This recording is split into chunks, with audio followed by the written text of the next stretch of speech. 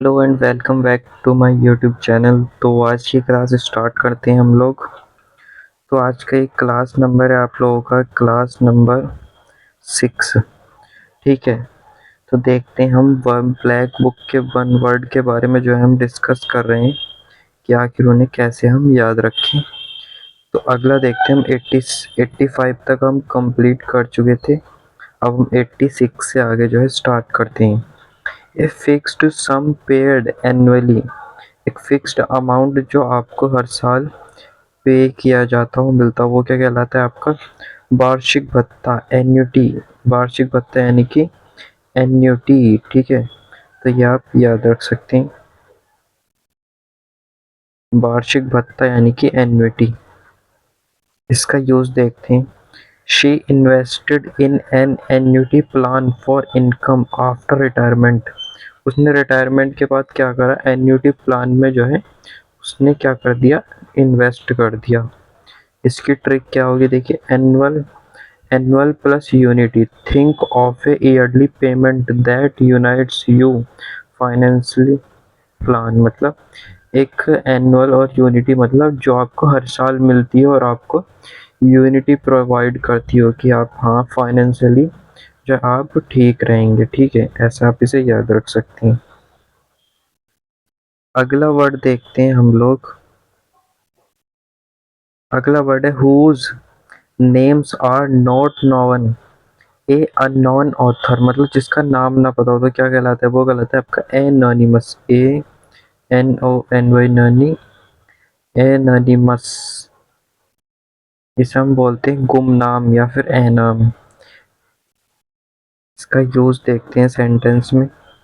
There was a warning in anonymous letter. Anonymous letter में क्या थी, वार्निंग थी, यानी किसी ने लेटर भेजा और उसमें वार्निंग लिखकर भेज दी। ए देखिए, आप इसे कैसे याद रखेंगे। एनोनिमस को आप दो शब्दों में तोड़ सकते हैं, ए एन और ओ एन वाई एम। देखिए, ए एन से क्या बन जाएगा, नो। ए एन से बन जाएगा आपका नो। ओ नाइम से क्या बन जाएगा, नेम। विदाउट ए नेम मतलब like a secret message, secret message की तरह। Without name. Obsessive desire to lose weight by refusing to ईट।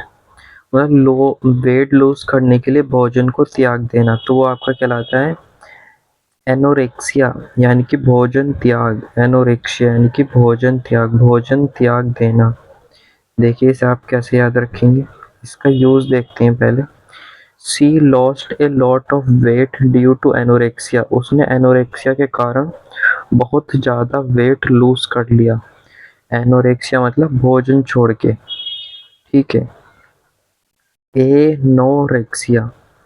इस ए को अलग कर दीजिए, नो को अलग कर दीजिए और रेक्स को अलग कर दीजिए। तो नो से क्या बन जाएगा, saying no to food excessively. मतलब फूड को नो कहना, फूड को क्या कहना, नो कहना, मतलब फूड नहीं खाना। क्या बन जाएगा आपका, एनोरेक्सिया। तो ऐसा आप इसे याद रख सकते हैं। अगला है हमारा आता है एक collection of poems. A collection of poems, stories by different people in a book। ये आपको कहलाता है एंथोलॉजी यानी कि संकलन। एंथोलॉजी एक कलेक्शन ऑफ पोएम, पोएम्स का कलेक्शन हो या स्टोरीज का कलेक्शन हो या different people in a book, जो बुक में by different people in a book, एक बुक में जो है इन सब चीज़ों का कलेक्शन क्या कहलाता है, anthology. They published an anthology of poems। उन्होंने पोएम्स की एक एंथोलॉजी पब्लिश्ड की। देखते हैं इसके याद करने की ट्रिक्स। लॉजी मतलब क्या होता है, लॉजी जहाँ भी लॉजी वर्ड आ जाएगा उसका मतलब होता है स्टडी किसी भी चीज़ की। लॉजी मतलब स्टडी। एंथोस मतलब flowers. A collection of literally flowers मतलब साहित्यिक फ्लावर्स की स्टडी, मतलब जो आपकी कहानियाँ हो गई, पोएम्स होगी, ये सब क्या है, साहित्यिक है। तो वो क्या कहलाता है आपका एंथोलॉजी। अगला है आपका the study of human. The study of human race and its development. The study of human race and its development मतलब ह्यूमन रेस, मानव विज्ञान, ये क्या कहलाता है आपका? मानव विज्ञान। एंथ्रोपोलॉजी, मानव के बारे में अध्ययन करना, एंथ्रोपोलॉजी, ठीक है। She studied ancient cultures in anthropology, मानव विज्ञान में उसने प्राचीन संस्कृतियों का अध्ययन किया। She studied ancient cultures in anthropology, मानव विज्ञान। एंथ्रो से क्या बन जाएगा? ह्यूमन। लॉजी से क्या बन जाएगा? स्टडी, यानी कि the study of human. Human origins and cultures मतलब ह्यूमन के ओरिजिन्स और कल्चर के बारे में डिस्कस करना, ना कि उनकी बॉडी के बारे में, ठीक है ना। ये आप बायोलॉजी में मत समझ जाना। ये है कि उनका ओरिजिन कहाँ से हुआ है, उनका कल्चर क्या है, इसके बारे में डिस्कस करना क्या कहलाता है? एंथ्रोलॉजी, एंथ्रोपोलॉजी, ठीक है। अगला वर्ड देखते हैं हम। Look forward to. Look forward to मतलब किसी से अपेक्षा करना, किसी से आशा करना। क्या करना? किसी से आशा करना या फिर किसी से अपेक्षा करना। एंटिसिपेट, एंटिसिपेट इसे हम बोलते हैं एंटिसिपेट। हम उत्सव की प्रतीक्षा कर रहे हैं। We anticipate the celebration eagerly, यानी कि उत्सव आने वाला है, प्रतीक्षा कर रहे हैं, हम आशा कर रहे हैं कि उत्सव आने वाला है। We anticipate the celebration eagerly. Anti participate, देखिए इसे कैसे याद रखेंगे? तो एंटी पार्टिसिपेट, एंटी पार्टिसिपेट मतलब before you participate you expect it, मतलब किसी भी काम में पार्टिसिपेट करने से पहले तुम्हें आशा करनी चाहिए कि वो काम अच्छा होगा या नहीं। A medicine to nullify the effect of poison, मतलब एक medicine to nullify the effect, nullify मतलब खत्म करना किसी चीज को। जहर के प्रभाव को खत्म करने वाली मेडिसिन क्या कहलाती है आपकी? एंटीडोट कहलाती है, विषनाशक। ये तो वेरी सिंपल है। The doctor gave an effective antidote for the poison, ठीक है। इसका यूजेज है एंटीडोट। एंटी मतलब अगेंस्ट किसी के, डोट मतलब डोज, मतलब ए डोज अगेंस्ट पॉइजन, पॉइजन के अगेंस्ट क्या देना? डोज, डोज देता है, यानी कि खुराक। ये क्या कहलाएगा आपका? Antidote. Strong dislike between two person, दो पर्सन के बीच में बहुत ही ज़्यादा डिसलाइक, तो क्या कहलाएगा आपका? घृणा कहलाएगा ये तो। एंटीपैथी यानी कि घृणा, उनके बीच गहरी घृणा है। There is a deep antipathy, antipathy between them, उनके बीच बहुत ही ज़्यादा गहरी घृणा है, तो ऐसा आप इसे याद रख सकते हैं। देखिए इसकी ट्रिक क्या होगी एंटीपैथी की। एंटी मतलब अगेंस्ट, पैथी मतलब क्या हो जाएगा? फीलिंग्स, पैथी मतलब क्या हो जाएगा? Feelings, against feeling leading to dislike, मतलब किसी के अगेंस्ट फीलिंग, मतलब कि आप उससे प्यार नहीं करते हैं, आप उससे क्या करते हैं? घृणा करते हैं। ऐसा आप इसे याद रख सकते हैं। अगला है हमारा who studies antique things. Antics का मतलब क्या होता है? प्राचीन, प्राचीन या फिर एंशियंट, इंग्लिश में हम बोलेंगे एंशियंट। जो प्राचीन चीज़ों के बारे में अध्ययन करता हो तो वो क्या कहलाएगा आपका? पूरा तात्विक। एंटीक्वेरियम, एंटीक्वेरियम पूरा तात्विक, ठीक है। ही इज एन एंटीक्वेरियम स्कॉलर, वह प्राचीन वस्तुओं के विद्वान है। एंटीक्वेरियम स्कॉलर, स्कॉलर यानी कि उन्हें प्राचीन वस्तुओं के बारे में बहुत सारी जानकारी है, विद्वान है। एंटिक मतलब क्या हो जाएगा? Someone who deals with antique terms. Antique मतलब ये एंटिक से ही बन जाएगा एंटीक्वेरियम। एंटिक मतलब क्या होता है? प्राचीन, मतलब प्राचीन वस्तुओं का अध्ययन करने वाला, एंटीक्वेरियम, ठीक है। ऐसा आप इसे याद रख सकते हैं। The exact opposite, the exact opposite, किसी का एग्जैक्ट अपोजिट वो कहलाता है आपका एंथेसिस। एंथेसिस विपरीत, प्रतिवाद, एंथेसिस। देखिए इसका यूज देखते हैं। Their ideas are the antithesis of each other, उनके आइडियाज बिल्कुल एंथेसिस थे, यानी कि एक दूसरे के अपोजिट थे। एंटी से क्या बन जाएगा? अगेंस्ट जाना। थेसिस से क्या बन जाएगा, ए पॉइंट कंप्लीटली अपोजिट, जो एक पॉइंट जो बिल्कुल अपोजिट हो तो क्या बन जाएगा, एंथेसिस। तो ऐसा भी से याद रख सकते हैं। अगला वर्ड देखते हैं। अगला वर्ड है हमारा words which are opposite in meaning, जो मीनिंग में अपोजिट हो। Words which are opposite in meaning तो वो कहलाते हैं आपके एंटोनियम, विपरीतार्थक शब्द, या फिर इसे हम बोलते हैं विलोम शब्द। इसे हम विलोम शब्द भी बोल सकते हैं, ठीक है।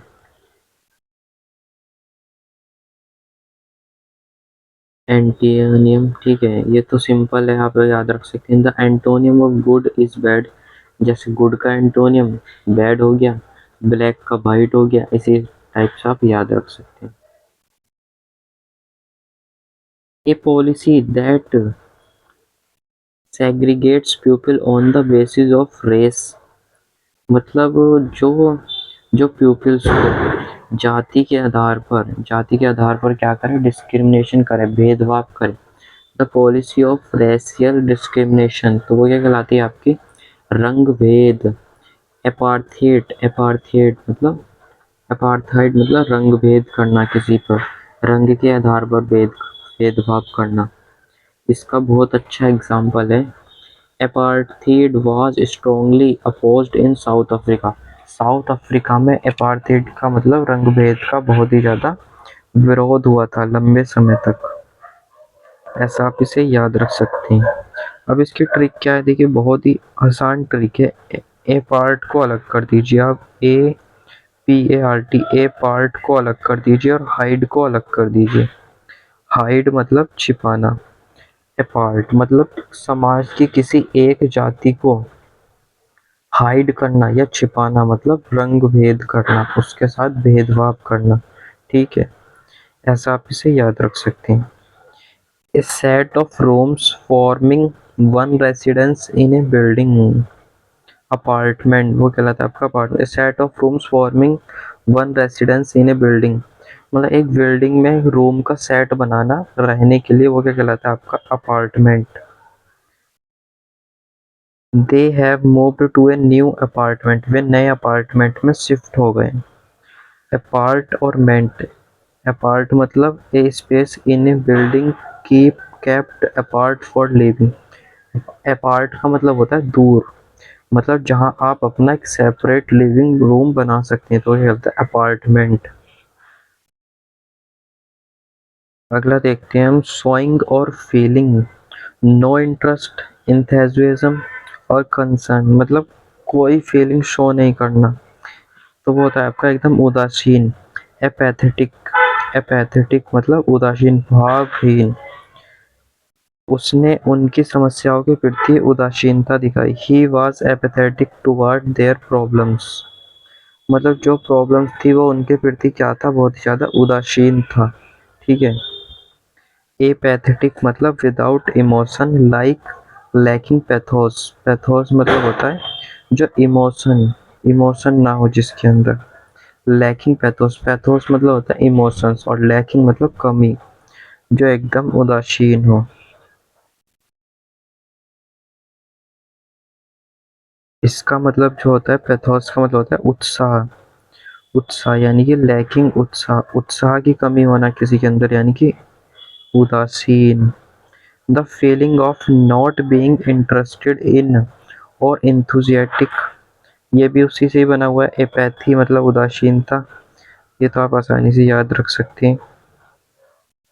The loss of speech due to medical problem, मतलब बोलने का जो है वो बोलने की एबिलिटी को खो देना, तो वो कहलाता है आपका वाक अवरोध, aphasia, aphasia. He suffered from aphasia after the accident, accident के बाद वो वाक अवरोध हो गया, यानी कि लॉस ऑफ स्पीच। ए से क्या बन जाएगा, नॉट, फेसिया से क्या बन जाएगा, स्पीक, जो बोल ना सके, inability to speak. A place where bees are kept, जहाँ बीज को रखा जाता है वो क्या कहलाता है आपका, एपियरी। एपियरी मतलब मधुमक्खियों का पालन। There is an apiary in our village, हमारे विलेज में एक एपियरी है, यानी कि मधुमक्खी पालन केंद्र। इसे कैसे याद रखेंगे, AP मतलब क्या हो जाएगा वी, बी मतलब मधुमक्खियाँ, और एरी मतलब क्या हो जाएगा मधुमक्खियों का एरिया यानी कि एपियरी। ठीक है, ऐसे आप इसे याद रख सकते हैं। अगला हमारा to express regret for something that one has done wrong, मतलब कुछ गलत कर देने पर रिग्रेट करना यानी कि क्षमा मांगना, उसे हम करते हैं एपोलाइज करना, अपोलोजाइज करना यानी कि क्षमा मांगना। He should apologise for his mistake, उसे अपनी मिस्टेक के लिए अपोलोजाइज करना चाहिए। ये तो आप आसानी से याद रख सकते हैं अपोलोजाइज को। The state of having rejected your religious beliefs on our political party और ए कॉज, मतलब the state of having rejected your religious belief, अपना रिलीजियस बिलीफ्स को रिजेक्ट कर देना कहता है एपोस्टेसी। एपोस्टेसी मतलब धर्म त्याग, धर्म को त्याग देना। ही कमिटेड एपोस्टेसी फ्रॉम हिज रिलीजन, उसने अपने धर्म को त्याग दिया है। एपो मतलब दूर रहना, स्टेसी मतलब stand, standing away from a belief, एक बिलीफ से दूर रहना यानी कि धर्म को त्याग देना।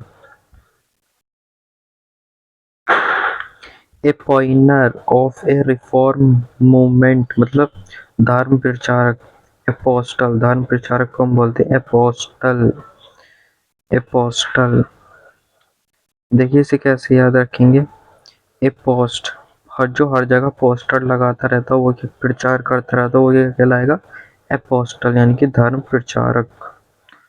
कॉजिंग शॉक और डिस्मे, कॉजिंग शॉक और डिस्मे मतलब किसी चीज को कॉजिंग शॉक और डिस्मे क्या बोलते हैं, अपॉलिंग, बहुत ही ज्यादा भयावह। अपॉलिंग, APPALLIG, अपॉलिंग मतलब बहुत ही ज्यादा भयावह।